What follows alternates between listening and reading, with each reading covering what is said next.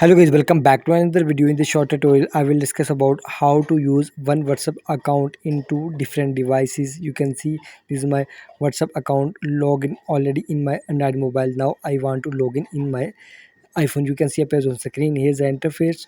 So if you want to use your Android WhatsApp on your iPhone, simply tap on agree and continue.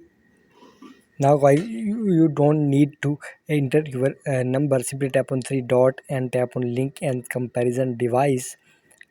Tap on it. Here's the interface. Now, simply open your WhatsApp on your Android mobile.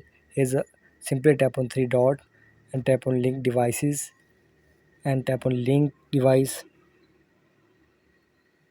Now, give some permissions and now scan this QR code on your Android mobile by this method and now wait for some second.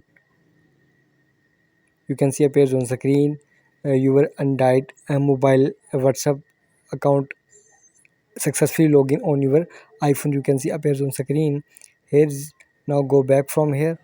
Here you can see my one WhatsApp account successfully login on my iPhone. Now I am using one WhatsApp account in two different devices, Android and iPhone. You can see appears on screen. If you want to use, you can use by this method. Please like and subscribe my channel.